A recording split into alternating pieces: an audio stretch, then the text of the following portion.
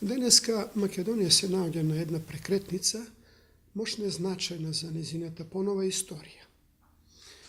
Имено, по прв пат имаме можност да ги отвориме вратите на патот кон евроатлантската интеграција.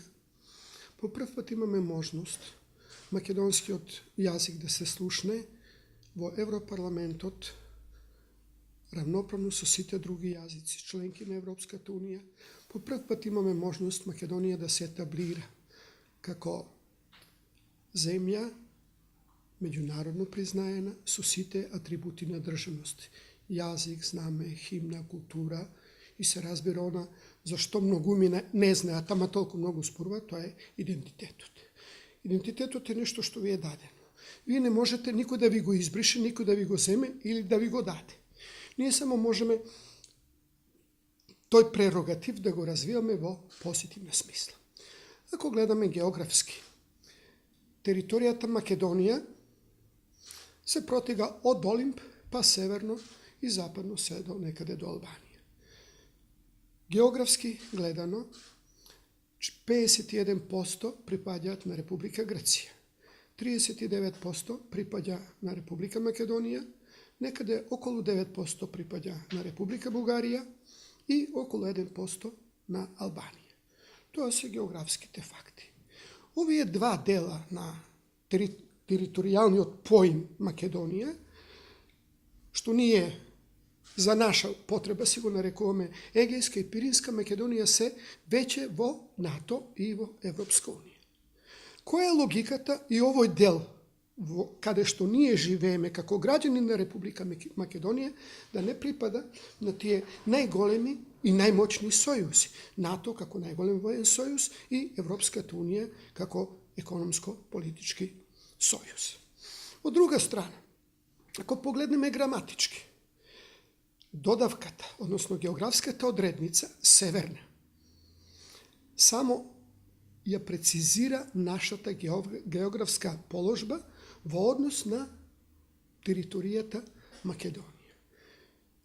Тоа граматички гледано е именска придавка или прилог за место. Придавката може само да ја опишува именката, не може да ја менува. Така да, ако гледаме од лингвистички аспект, не сум лингвист, меѓутоа тие работи ми се познати. Значи, ако гледаме од лингвистички аспект, ние ни правно, ниту логички не менуваме ништо со таа додавка. Со таа додавка разрешуваме еден долгогодишен, повеќе деценијски ирационален спор со Грција. Со договорите за добрососедство со Бугарија и со Грција овозможивме да го поминеме оној прак, оние сили и харибди кои беа препрека за нашите евроатлантски интеграции. Што лошо имате во тоа ако имате добри односи со соседите? Некои ќе викат, ама зошто европски и светски емисари доаѓаат тука, што бараат од нас? Да не ограбат? Па ограбено е веќе. Тука на многу луѓе не им е јасна поентата. Благородната идеја на Роберт Шуман и стои неговиот споменик пред Европарламентот. Таа благородна идеја е Европа да се обедини во географска, економска, политичка, културелна смисла, затоа што и ние, како граѓани на Република Македонија, припаѓаме на тој етнички, културелни и економски простор. Припаѓаме на Европа. Од друга страна, се отварат перспективи пред се за нашите млади луѓе, да имат подобро образование, да работат слободно, каде што сакаат, можат, каде што се добродојдени. Да имаме подобро здравство, да имаме подобра социјална заштита, да имаме подобра инфраструктура, да имаме подобри предуслови, предпоставки за економски развој. Тука пред се мислам и на директните странски инвестиции, меѓутоа мислам и на другите бенефити кои би ги имале во една политичко-економска асоциација каква што е Европската Унија, а тоа е владењето на правото, еднакви можности, еднакви шанси за сите. Не треба да бидеме премногу умни за да ја сватиме таа реалност, да ги погледнеме само соседните земји. Каде беа пред 20 на години во економска, политичка и во смисла на човекови слободи, права, слобода на медиумите, каде беа и каде се сега. Една латинска мудрост вели qui non proficit deficit, кој не напредува назадува. Ние со тапкање во место, со лет во место, како би рекол Горан Стефановски, ние тонеме. Зарем не е време, конечно, да ги прекинеме тие трендови? Зарем не е време да се свртиме кон иднината? Оти нашето историско минато не е кој знае колку светло, со кое би требало кој знае колку да се гордееме. Време на политички предавства, издајства, атентати и се што. Историјата да ја оставиме на историчарите, економијата, просперитетот на земјата, да ја дадеме во раците на оние кои навистина сакаат добро и за својата земја и за идните генерации. Долго време се школував и усовршував во странство. Дојдов во Република Македонија пред 23 години, тука да живеем, тука да работам, тука да инвестирам, со своји средства и со своје знање изградив санаториум за ментални и психосоматски болести. Затоа што ја сакам оваа земја. Затоа што сакам сите граѓани подеднакво во оваа земја да живееме со еднакви шанси, со еднакви можности, со една здрава компетиција, со еден здрав напревар, така да оние квалитетните, добрите, вредните да имат повеќе можности за успех. За жал, се уште имаме ситуација кога партиите се работодавци. Не може ниту партијата, ниту градоначалникот да бидат оние кои одредуваат кој на која позиција ќе биде.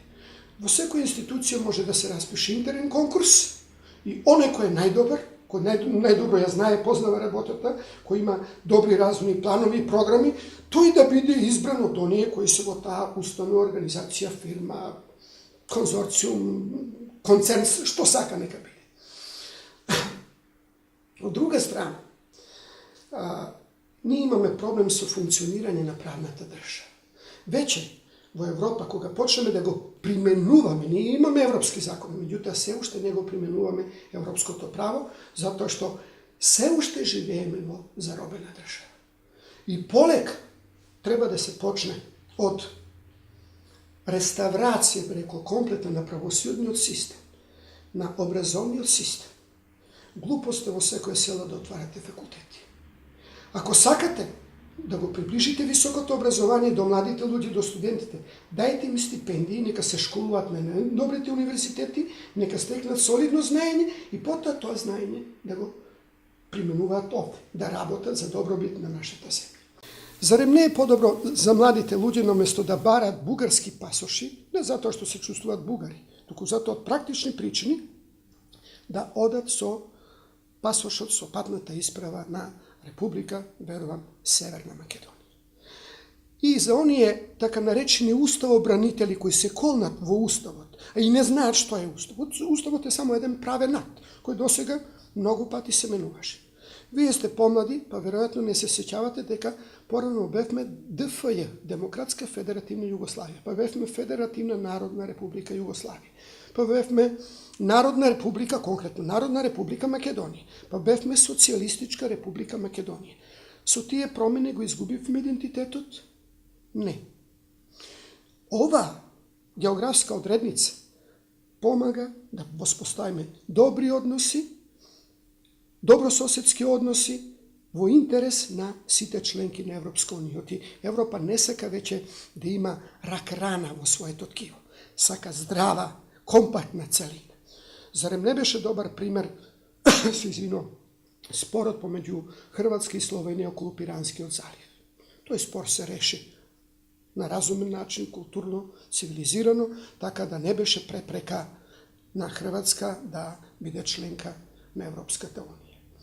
Тоа се моите размислувања, затоа што сметам дека умниот човек треба да живее во сегашноста и да биде свртен кон иднината. Ние закопани во овие етнонационалистички трла, со етнонационализам и шовинизам, со изолационизам, не одиме никаде.